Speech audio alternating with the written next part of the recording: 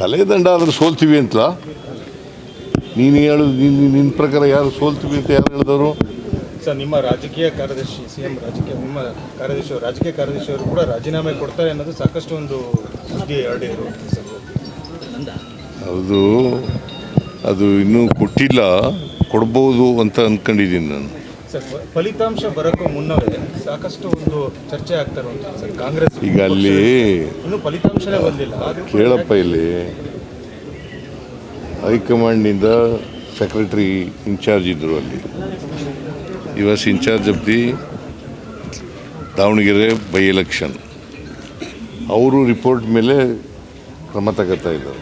ಅಂದರೆ ಕಾಂಗ್ರೆಸ್ ಪಕ್ಷ ಅಂದರೆ ಫಲಿತಾಂಶ ಬರೋಕ್ಕೂ ಮುನ್ನವೇ ಸೋಲನ್ನು ಒಪ್ಕೊಂತ ಇದೆ ಸರ್. ಸೋಲು ಎಲ್ಲ ಒಪ್ಕೊಂಡಿದ್ದೀವಿ, ಗೆಲ್ಲೋದು ನಾವೇ. ಆದರೂ ಇವೆಲ್ಲ ತಲೆದಂಡ ಎಲ್ಲ ಆಗ್ತಿದೆಯಲ್ಲ ಸರ್. ತಲೆದಂಡ ಆದ್ರೆ ಸೋಲ್ತೀವಿ ಅಂತ ನೀನು ಹೇಳು. ನಿನ್ನ ಪ್ರಕಾರ ಯಾರು ಸೋಲ್ತೀವಿ ಅಂತ ಯಾರು ಹೇಳಿದವರು? ನಿಮ್ಮ ಪಕ್ಷದ ಅಂದರೆ ನಮ್ಮ ಅಭ್ಯರ್ಥಿಯ ಸೋಲಿಗೆ ಕೆಲವು ವರಿಷ್ಠ ನಾಯಕರು ಕಾರಣ ಅಂತ ಹೇಳಿದ್ದಾರೆ. ಯಾರು? ಸಲೀಂ ಅಹಮದ್ ಹೇಳಿದಾರಲ್ಲ ಸರ್ ಹಂಗೆ ಹೇಳುತ್ತೆ, ಆ ಥರ ಹೇಳಿಲ್ಲ. ನಮ್ಮವರೇ ಆಂಟಿ ಪಾರ್ಟಿ ಆ್ಯಕ್ಟಿವಿಟೀಸ್ ಮಾಡಿದ್ದಾರೆ ಅಂತ ಹೇಳಿದ್ದಾರೆ ಹೊರತು ನಾವೇ ಸೋಲ್ತೀವಿ ಅಂತ ಏನು ಹೇಳಿಲ್ಲ. ಸೋಲಿಗೆ ಕಾರಣ ಆಂಟಿ ಪಾರ್ಟಿ ಆ್ಯಕ್ಟಿವಿಟೀಸ್ ಅಂತ ಹೇಳಿಲ್ಲ. ನಾವು despite anti party activities we will win.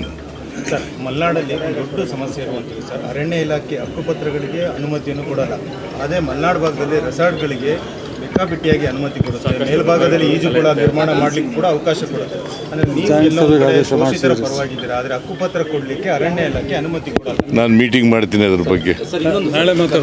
ಪ್ರವಾಸೋದ್ಯಮ ಚರ್ಚೆಯಲ್ಲಿ ಇರುವಂಥದ್ದು ಸರ್. ಕೇರಳದ ಬಾಲಕಿ ಸಾವನ್ನಪ್ಪಿರುವಂಥದ್ದು ಚಿಕ್ಕಮಗಳೂರಲ್ಲಿ. ಆದರೆ ಸರ್, ಕೇರಳ ಮೀಡಿಯಾ ಒಂದು ಪ್ರಶ್ನೆ ಇಟ್ಟಿತ್ತು ಸರ್, ಕರ್ನಾಟಕ ಸೇಫ್ ಅಲ್ಲ ಪ್ರವಾಸಿ ತಾಣವಾಗಿ, ಇಲ್ಲಿ ಯಾರು ಪ್ರವಾಸಿ ಯಾವುದೇ ರೀತಿ ಅಭಿವೃದ್ಧಿ. It is not correct. ಈಗ ಹುಡುಗಿ ಬಂದು ಯಾವುದಕ್ಕೆ ಸತ್ತಿದಳು ಅಂತ ಗೊತ್ತಿಲ್ಲ ನನಗೆ, ಅದು ಎಂಕ್ವೈರಿ ಆಗಬೇಕು. ಆದರೆ ಕರ್ನಾಟಕನೇ ಸೇಫ್ ಅಲ್ಲ ಅಂತಕ್ಕಂಥದ್ದು ಸತ್ಯಕ್ಕೆ ದೂರವಾದಂಥ ವಿಚಾರ.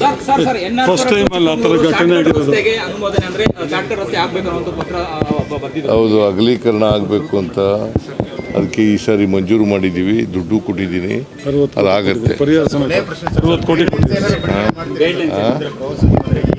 ಚರ್ಚೆ ಆಗ್ತಾ ಇರೋದ್ರಿಂದ ಒಂದು ಮೀಟಿಂಗ್ ಮಾಡ್ತೀನಿ.